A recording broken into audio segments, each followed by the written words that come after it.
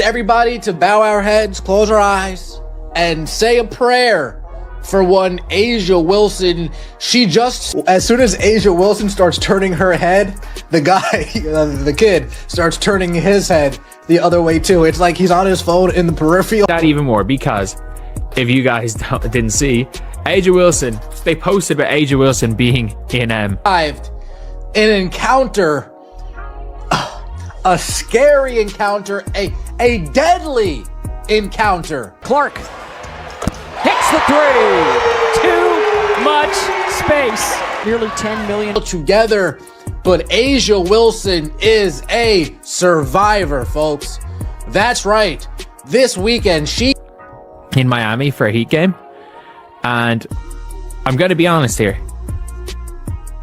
Keep herself together and not react irrationally. With a Caitlin Clark fan, I'm not sure how she escaped unscathed. I'm not sure how she managed to keep it all. The drama surrounding A'ja Wilson somehow found a way to follow her even into what was supposed to be the safest, most harmless place imaginable. A casual NBA game, far removed from WNBA rivalries, social media discourse, and non-stop debates about who truly owns the spotlight in women's basketball. What should have been a quiet night of support turned into yet another viral moment that perfectly captured the strange psychological weight Wilson has been carrying throughout this turbulent off-season. He came face to face with a Caitlin Clark fan, and she got out of there. Sees A'ja start to turn, and then he's like, oh yeah, what's going on over there? No cameras were pointed at her for a post-game interview. No microphones were shoved in her face. And yet, the internet found a way to turn one glance in the stands into a symbolic scene loaded with irony, tension, and uncomfortable truth. Wilson attended the game to support her close friend Bam Adebayo, catching a Miami Heat matchup like any other athlete enjoying a rare moment away from her own league spotlight. It should have been effortless. Sit courtside, enjoy elite basketball, relax in the rhythm of a different arena. Instead, the universe delivered a moment so absurd it felt scripted. Just 2 seats away sat a fan wearing a bright, unmistakable number 22 jersey belonging to Caitlin Clark. Not across the arena. Not several rows back. Right there. Close enough to feel symbolic. Close enough to feel unavoidable. The reaction did not explode outward. There was no confrontation. No visible outburst. What made the moment resonate was its restraint. A subtle head turn. A pause. A flash of recognition that spoke volumes without a single word. For Wilson, it was not just a fan in a jersey. It was a reminder that no matter where she goes, the narrative she has tried so hard to outrun remains right beside her. The jersey represented everything she has openly struggled with over the last few years. The shifting definition of stardom, the uncomfortable realization that popularity does not always align with accolades, and the frustration of watching someone else become the gravitational center of the sport she once ruled unquestioned. The humor of the moment only deepened the symbolism. As Wilson glanced toward the jersey, the fan instinctively looked away, suddenly absorbed in his phone as if the tension were contagious. It played out like a silent standoff choreographed by fate. 2 people sharing space without ever acknowledging the meaning of what sat between them. One a generational MVP accustomed to reverence. The other a casual supporter unknowingly wearing the most emotionally loaded uniform possible.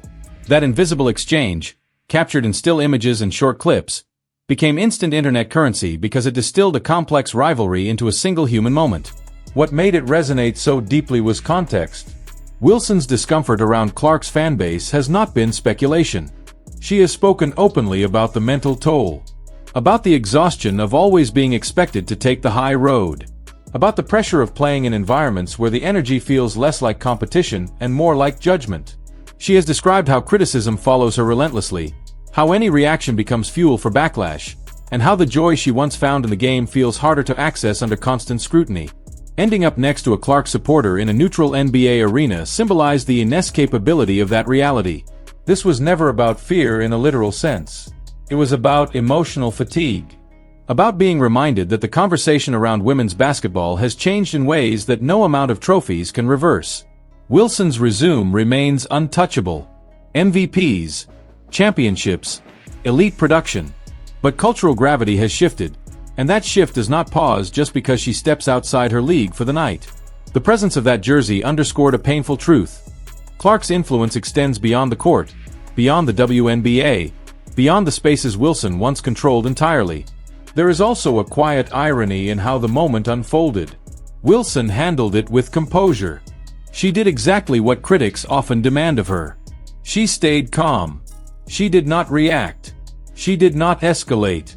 She did not make the situation about herself publicly.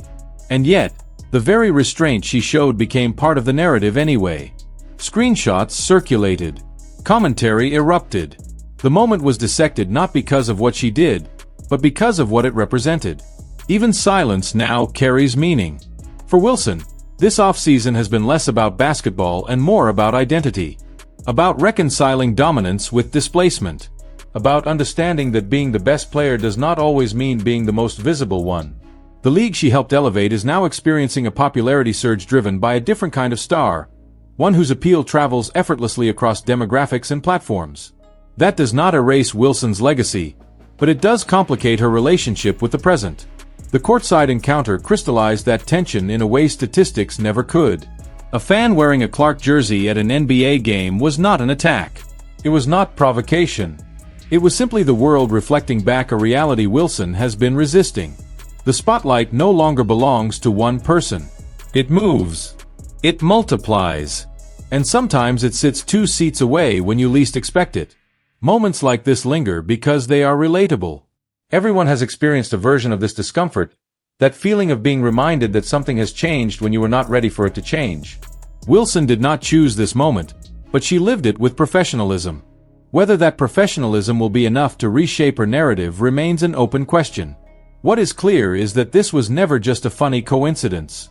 It was a snapshot of a league in transition and a superstar grappling with what comes after unquestioned reign. If you found this breakdown revealing, let us know what you think. Was this just an awkward coincidence? Or a perfect symbol of how the balance of power has shifted in women's basketball? Like the video if it made you see the situation differently. Subscribe for more deep dive stories like this, and turn on notifications so you never miss the next chapter as this rivalry continues to unfold.